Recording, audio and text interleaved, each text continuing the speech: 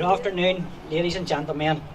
I would like to extend a warm welcome to the Reverend Colin Duncan, the Guard of Honour, the 36 nurses, the Memorial Associations and Societies, the Shankill Road Defenders Flute Band, and to you the public who have kindly gathered with us today in our Memorial Garden, sharing in this remembrance service to the fallen of the Greater Shankill and the 36th Ulster Division in the Great War.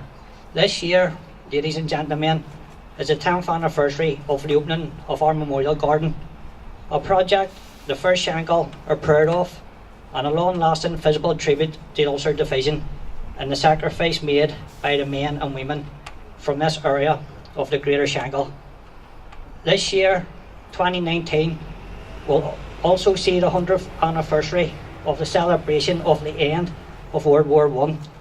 The men of the Ulster Division who survived and returned home held a parade in August 1919 and had an oak tree planting ceremony held in Woodvale Park, something we hope to commemorate in August this year.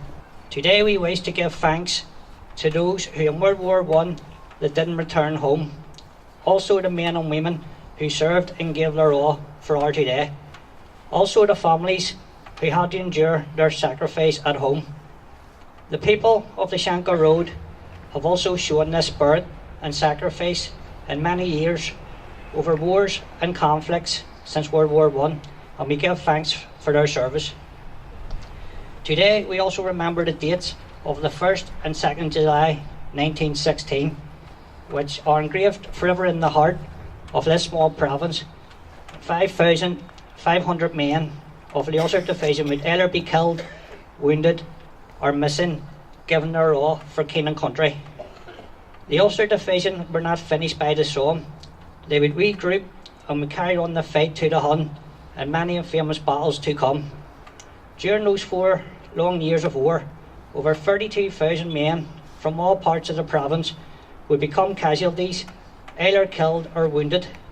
Over 1,600 from the Greater Shankill alone would not return, many to be lost and known only unto God, the unforgiving battlefields of France and Flanders. I know that we in the 16th Somme Association and everyone attending this service today would agree we owe a great deal of gratitude to these men. Ladies and gentlemen, we the 16th Somme Association will state that they will not be forgotten.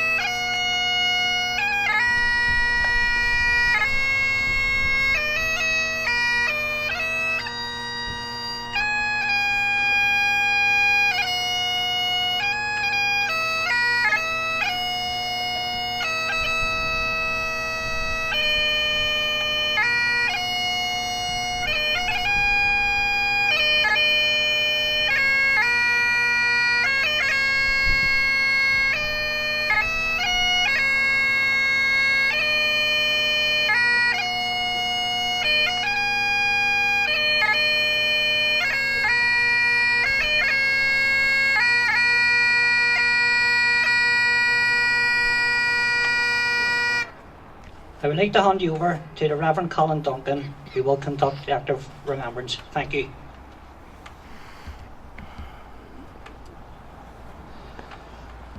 Mr. Dobbin has reminded us of some of the reasons why we're gathered here today for this act of remembrance. And we remember it was 100 years last year marked the actual armistice, the signing of the armistice and the end of the First World War. This year it's 100 years anniversary for the first act of remembrance with the celebration of the armistice, which was held in Buckingham Palace on the 11th of November 1919. And of course, since that day, each year throughout the world, on Remembrance Day and Remembrance Sundays, we continue to remember the sacrifice of those who have died in war across all those years and in many places around the world. But this afternoon, in this place, our act of remembrance is more focused. At the heart of it is the 36th Ulster Division. And in World War I, many men from this community, as you know, responded to the call to serve through joining the 36th.